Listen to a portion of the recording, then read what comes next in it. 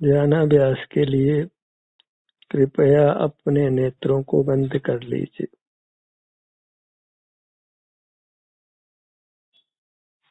अपना मुख अपनी ओर रखिए।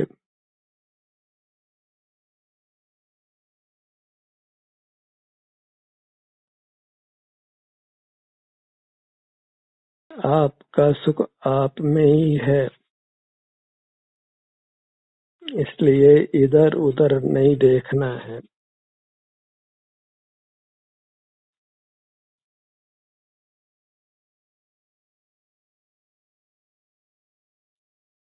बाहर मूर्त पदार्थ हैं, उन्हीं के निमित्त से हम संसार में नाना दुख भोग रहे हैं। इसलिए मूर्त पदार्थों की ओर नहीं देखना है।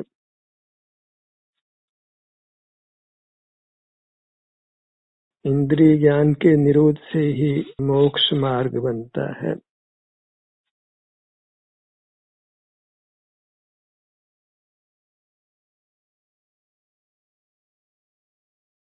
मूर्त पदार्थों में अच्छे बुरे का भेद ज्ञान नहीं करना है, क्योंकि सकल मूर्त पदार्थ हमारे संसार के ही निमित्त हैं। एक भी मूर्त पदार्थ मोक्ष मार्ग और मोक्ष का निमित्त नहीं है। सुख हमको अपने स्वभाव से ही होता है, उसमें मूर्त पदार्थों का किंचित भी योगदान नहीं है। इसलिए मूर्त पदार्थों को हे बना है। अपना अमूर्त शरीर मात्र ही उपादेय है।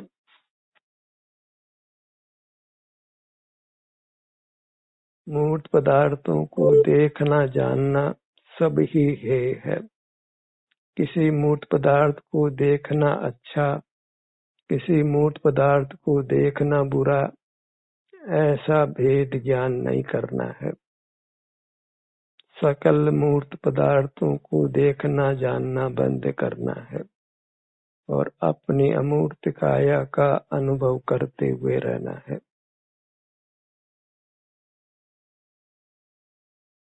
बाहर में इंद्रिय ज्ञान के निमित्त से कोई पदार्थ विषय सुख रूप अनुभव में आता है, कोई विषय दुख रूप अनुभव में आता है,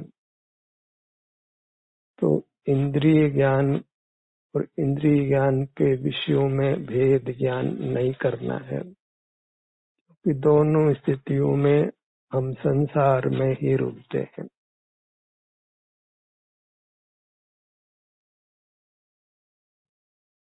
पांचों इंद्रियां जो में प्राप्त है वे मूर्त हैं।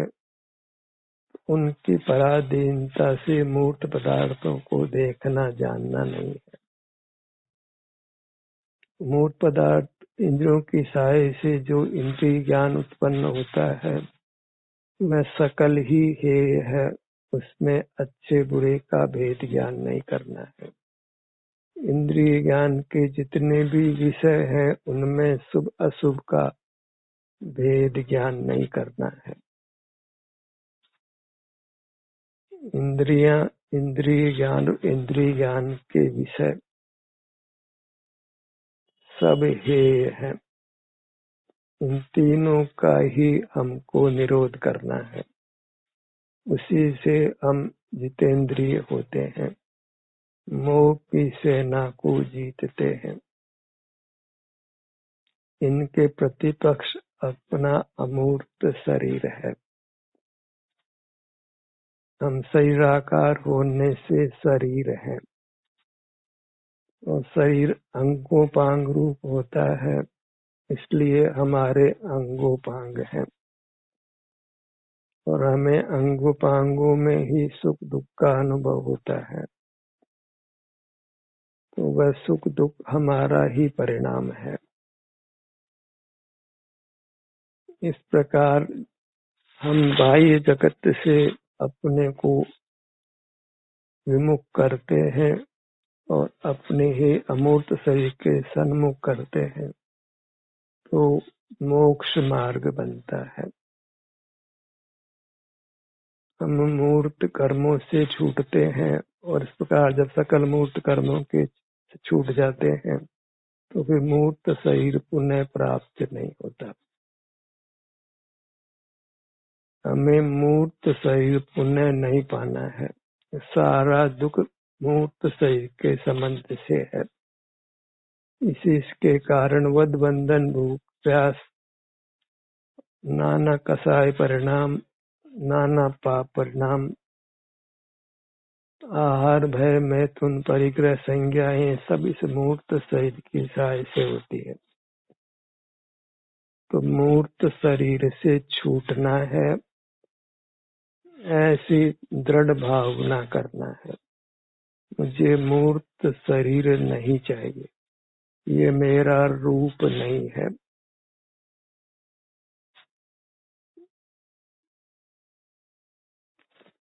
जैसे बने वैसे मूर्त शरीर के बंधन से मुक्त होना है। मूर्त कार्मण शरीर का बंधन है, वही नूतन मूर्त शरीर की रचना करता है। उस मूर्त कार्मण शरीर से अपने को मुक्त करना है। तो जहाँ मूर्त कार्मण शरीर है वहाँ निरंतर जुड़कर रहना है। अपनी अमूर्त काया को ही मूर्त की मिलावट से अलग कर शुद्ध करना है। घर में सफाई है या नहीं है, वस्त्र साफ है कि नहीं है, प्राप्त मूर्त शरीर साफ है कि नहीं है, स्वर्ण जो आभूषण है उसमें कितनी मिलावट है, ये सारा भेद विज्ञान हम करते हैं पर अपनी मिलावट को ही नहीं पहचानते हैं, जिससे हम नाना दुखों को भोग रहे हैं। इसी के कारण हमने नाना कसाई की है, नाना पाप परिणाम किए हैं और नाना कर्मों को बांधा है।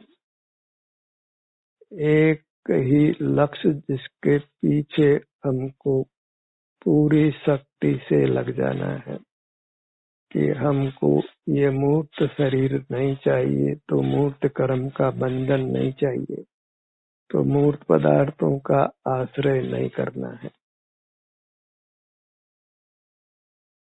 मूर्त पदार्थों को विषय करते हैं तो सूक्ष्म मूर्त कर्म बनता है और फिर मूर्त कर्म बनता है तो मूर्त शरीर मिलता है।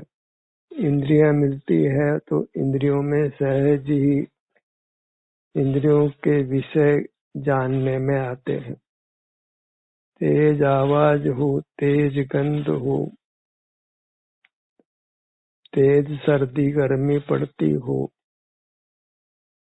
तो वह सहज ही जानने में आती है और उससे हम अपने से विमुख होते हैं। सारी परिस्थितियां ही हमसे विपरीत हैं। इन सब परिस्थितियों में ही हमको अंतर्दृष्टि कर अपने आप को मूर्त से विमुख रखने का प्रयत्न करना है। जैसे भी बने मूर्त पदार्थ हमारे उपयोग का विषय नहीं बने। एक ही लक्ष्य हो कि इंद्रिय ज्ञान नहीं हो, बस उसके लिए हमें अपने शरीर के सुख दुख की दशा का अनुभव करते हुए रहना है। उससे ही हम बद्ध मूर्त कर्मों से मुक्त होते हैं। वेदना उत्पन्न करने वाला कर्म नष्ट होता है। मोह कर्म उदय को प्राप्त होकर नष्ट हो जाता है। कर्मों में दो ही कर्म बलवान हैं, एक असाता वेदनीय कर्म और एक मोहनीय कर्म। मोहनीय कर्म के उदय से बंद होता है और असाता वेदनीय दुख देता है, सुख को नष्ट करता है। तो इन दोनों ही कर्मों को हमने प्रधानता से जीतना है। ज्ञानावरण का चौक्षम नहीं हो तो बहुत पदार्थ जानने में नहीं आए तो उससे कोई हानि नहीं है। बस बहिर्मुखता नहीं हो तो मोह का उदय नहीं हो, मोह पर विजय प्राप्त हो, और अंतर्मुख हो तो असत वेदनी अपना फल देकर नष्ट हो जाता है। और कितना ही असत वेदनी कर्म जो सत्ता में है उसकी शक्ति कमजोर हो जाती है। तो इन दो कर्मों को ही हमने जीतने का रात दिन प्रयत्न करना है। अपने सन्मुख होकर मोह कर्म के उदय को रोकना है, बिना फल दिए ही उसको खिराना है, वीतराग रहना है, और अंतर्मुख होकर असाता वेदनी कर्म की शक्ति को कम करना है और उसके फल को भोगकर उससे मुक्त हो जाना है। मोह का उदय नहीं हो तो राग नहीं हो, असाता वेदनी का उदय नहीं हो तो दुख नहीं हो, वही सुख की स्थिति है। उसका एक ही उपाय है कि सारे मूर्त पदार्थों को हम हे जाने और सारे इंद्रिय ज्ञान को बुरा जाने, और अपने सन्मुख होने पर सुख अनुभव में नहीं भी आता हो, वेदना हो, तो उस वेदना में और आराम की स्थिति में हमको समभाव रखना है, समता धारण करना है, उस परिचय को सहन कर लेना है। बिना परिचय जय के कोई मुक्त नहीं हुआ, क्योंकि असता वेदनी कर्म का उदय सब जीवों को रहता है। बस बहिर्मुखता में ही उस वेदनी कर्म को हम नहीं भोगते हैं और वह इकट्ठा होता रहता है और फिर तीव्र उदय में आकर हमको भारी दुख देता है। हमें अपने सन्मुख होकर असाता वेदनी कर्म को निर्बल करना है और नष्ट करना है, और मोहिनी कर्म के उदय को आने से रोकना है। जैन शासन में कोई उत्तम स्थित बात है तो वह कर्म का विधान है। जीव कर्म से बंधा है और कर्म नाश कर मुक्त होता है। वह कर्म चूंकि दिखाई नहीं देता है, इसलिए जगत के जीव उसको नहीं पहचानते हैं, और अपना अमूर्त शरीर भी आंखों से दिखाई नहीं देता है, इसलिए जगत के प्राणी तो दूर रहो, शास्त्र पाठी और संयमी भी उस अमूर्त शरीर को नहीं पहचान पाते हैं। वे इंद्रिय ज्ञान में ही खड़े रहते हैं, नाना विकल्प करते हैं।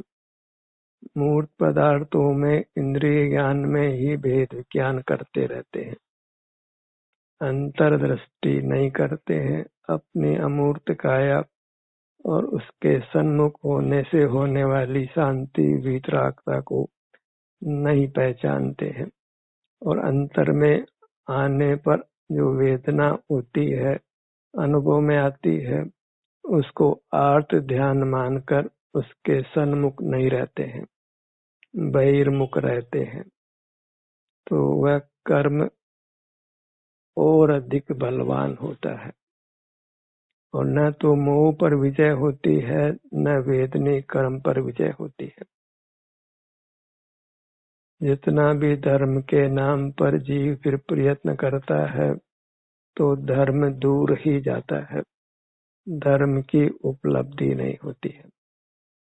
शरीर से ही भेद विज्ञान करने की बात कही जाती है, जबकि हमारा भी अपना शरीर है। शरीर का भेद विज्ञान करने के नाम पर हम अपने से ही भेद विज्ञान करने लगते हैं, और इंद्रिय ज्ञान को ही ज्ञाता दृष्टा स्वभाव कहकर जो शत्रु है, जिसका निरोध करना है, उसको ही स्वभाव प्रसिद्ध कर उसमें जीव स्थित रहता हुआ संसार में रुलता रहता है। इस पंचम काल में मोक्ष मार्ग लुप्त जैसा है, हमें उसका ही अनुसंधान कर उस पर चलना है। भेड़ चाल की तरह नहीं चलना है, सिंह वृत्ति करना है। जगत के देखा देखी धर्म नहीं करना है। जगत तो क्रिया कांड को ही धर्म मान बैठा है और ज्ञान कांड के नाम पर इंद्रिय ज्ञान को ही अपना स्वभाव मानकर उसमें स्थित रहता है। तो ज्ञान वाले और क्रिया वाले दोनों ही आज के समय मोक्ष मार्ग से विरुद्ध चल रहे हैं। अंतर्दृष्टि कर अपनी मूर्त का अपने आभ्यंतर अमूर्त शरीर से युक्त नहीं होते, न मोह को जीत पाते हैं, न इंद्रिय ज्ञान को ही जीत पाते हैं, और ऐसे में जीव का हित नहीं होता है। हम अंतर्दृष्टि करें, अपने ही सन्मुख रहें, तो सब विपरीतताएं हमारे सामने ज्ञात हो जाती है और हम उनसे अपने आप को बचा पाते हैं। इंद्रिय ज्ञान से बचने के लिए, मूर्त पदार्थों के प्रलोभन से बचने के लिए हमें अपने अमूर्त शरीर की ही शरण है और उसके अनुभव के लिए किसी की सहाय की आवश्यकता भी नहीं है। अंतर्दृष्टि कर हम अपने अमूर्त शरीर के सुख दुख की स्थिति को सरलता से अनुभव में ले सकते हैं और इसी विधि से हम मोह पर विजय पाते हैं, इंद्रिय ज्ञान पर विजय पाते हैं और असाता वेदनीय कर्म को नष्ट करते हैं। इंद्रिय ज्ञान को भी जीतना है क्योंकि उसका विषय मूर्त पदार्थ है जिसके निमित्त से संसार होता है। तो इंद्रिय ज्ञान को जीतना वास्तव में ज्ञान को ही जीतना है क्योंकि सारा ज्ञान इंद्रिय ज्ञान है। तो हमको मोह को जीतना है, ज्ञान को जीतना है और असाता वेदनी कर्म को जीतना है। इन तीनों पर विजय पाने के लिए नेत्र बंद कर सिर से पैरों तक अपने में ही विहार करते हुए रहना है। अपने स्वास्थ्य की जो भी स्थिति है उसका भोग करते हुए रहना है। मोक्ष मार्ग को गंभीरता से लेना है और प्रयोग के बल पर चलना है। अनुभव को प्रयोग के स्तर पर लाना है। जिस अनुभव में वीतरागता हो वही यथार्थ अनुभव है, जिसमें निर्विकल्पता हो, इंद्रिय ज्ञान नहीं हो, मानसिक विकल्प नहीं हो, शुभ राग भी नहीं हो, वही वास्तव में मोक्ष मार्ग है। उसी मोक्ष मार्ग पर हमको दृढ़ता से चलकर मूर्त कर्मण से मूर्त शरीर से अपने आप को हमेशा के लिए मुक्त कर लेना है क्योंकि इनके सद्भाव में कुशल नहीं है, दुखों से मुक्ति नहीं है और दुख तो असह्य जीवन में आते हैं, उनसे अपनी रक्षा करनी है।